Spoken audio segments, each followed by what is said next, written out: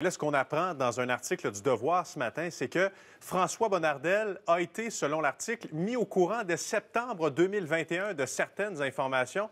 D'ailleurs, M. Bonnardel vient de passer devant les journalistes. Où est-ce qu'il a dit? Je vais être très sincère avec vous. Ça m'écoeure totalement de me faire mettre des mots dans la bouche sans pouvoir me défendre. Le premier ministre l'a mentionné. On fait une commission d'enquête pour faire toute la lumière sur ce dossier, ce fiasco, ça clique. Je donnerai toutes les informations que j'ai, les tenants aboutissants, l'état d'avancement du projet, les échéanciers, les budgets respectés. On semble oublier une chose, là. Dans ce rapport de la VG, elle dit noir sur blanc, les parlementaires ont eu des informations erronées et incomplètes. Tous les parlementaires ont eu des informations incomplètes et erronées. Alors, je vous donnerai toutes les informations lors de la commission d'enquête publique. Merci. Monsieur Bonnardel, vous étiez ministre pendant 4 ans.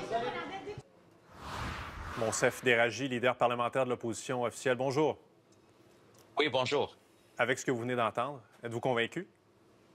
Non, du tout. Du tout. Écoutez, à la limite, il est expert dans les mensonges. Quand il dit que la vérificatrice générale a parlé, qu'on nous a menti, il ne parle pas des ministres. Est-ce qu'il a oublié qu'il est ministre et qu'il était ministre des Transports pendant 4 ans?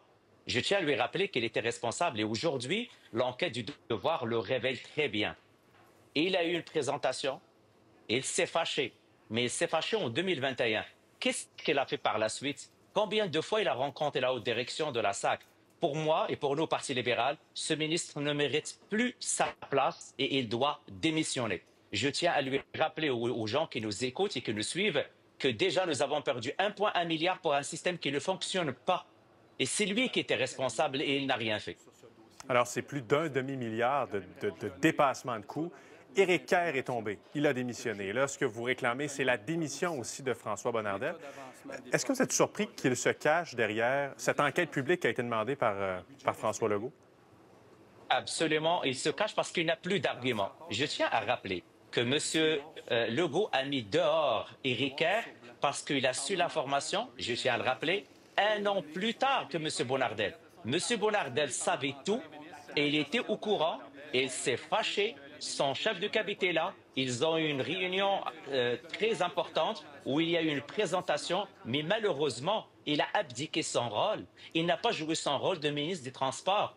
Et il nous a laissé une facture salée de 500 millions de dollars. Et aujourd'hui, il vient nous dire qu'on nous a menti. Excuse-moi, là, monsieur Bonnardel, je vous invite à relire le rapport de la vérificatrice générale.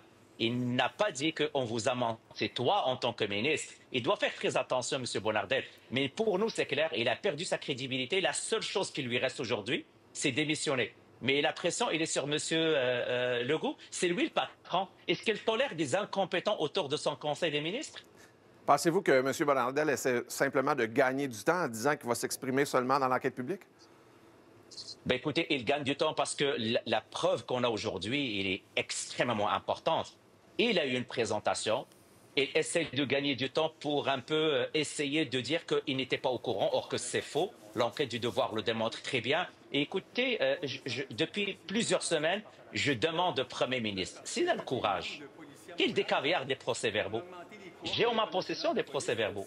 La preuve, elle est là. Il y avait des présentations assez régulières de plusieurs personnes aux membres du conseil d'administration. Donc, c'est faux ce qu'ils disent. S'ils sont courageux, et si le Premier ministre est transparent, je lui lance un défi aujourd'hui, qu'il décaviarde les procès-verbaux. Pourquoi il ne garde dans la noirceur? S'il décaviarde, les Québécois vont tout savoir. Et vous savez combien ça va nous coûter? 0 $.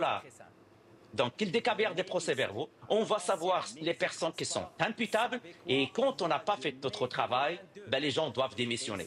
Vous êtes d'ailleurs revenu, on voit des images hier au Salon Rouge, vous êtes revenu à la charge avec cette demande-là, ce qui m'amène à la commission d'enquête publique, encore une fois, mais je veux vous parler de M. Galland.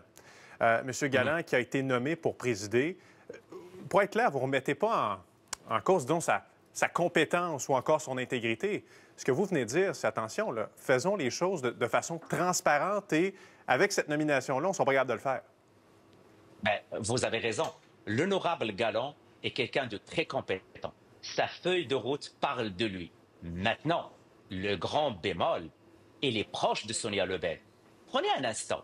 Demain, il voit qu'il doit convoquer la présidente du Conseil des Trésors.